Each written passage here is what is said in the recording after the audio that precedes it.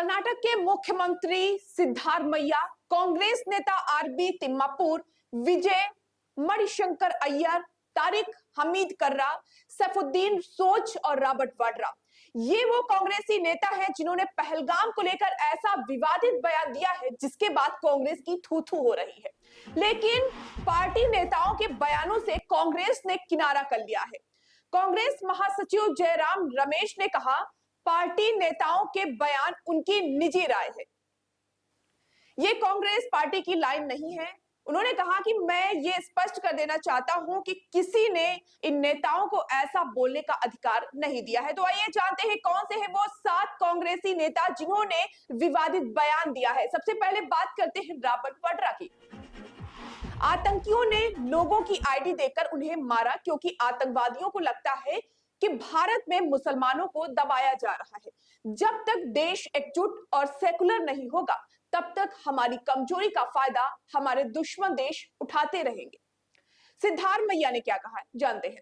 पाकिस्तान के खिलाफ युद्ध छेड़ने की कोई जरूरत नहीं है। उन्होंने कहा कि कड़े सुरक्षा उपाय शुरू किए जाने चाहिए।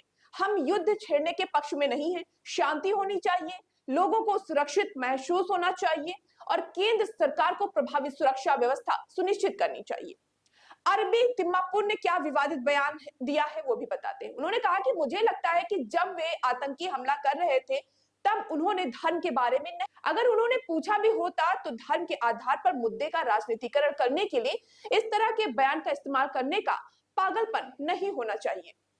विजय ने क्या कहा है जानते हैं। पहलगाम हमले में लोग अलग अलग तरह की बातें बना रहे हैं। आतंकवादियों का कोई धर्म नहीं होता। किसी के पास इतना समय नहीं है कि वे कान में जाकर पूछे कि तुम्हारा धर्म हिंदू है या फिर मुसलमान। बाहर से आए हमलावरों ने 27 लोगों की जान ले ली और चले गए।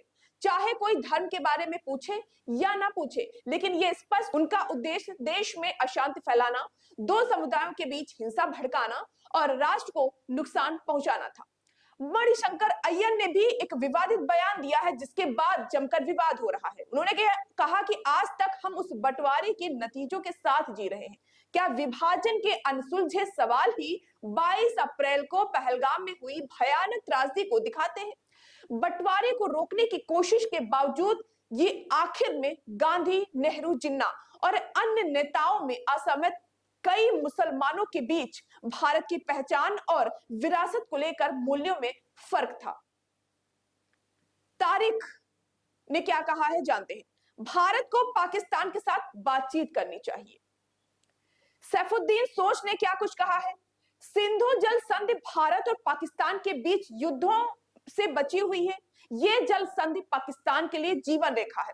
अगर पाकिस्तान ये रुख अपनाता है कि पहलगाम हमले में उसका कोई भी हाथ नहीं है तो हमें पाकिस्तान की बात मान लेनी चाहिए। तो ये वो 7 कांग्रेसी नेता हैं जिन्होंने पहलगाम को लेकर विवादित टिप्पणी की है जिसके बाद कांग्रेस की थू थू हो रही है। क्या कहना चाहेंगे इन बयानों पर कमेंट बॉक्स में जरूर लिखें।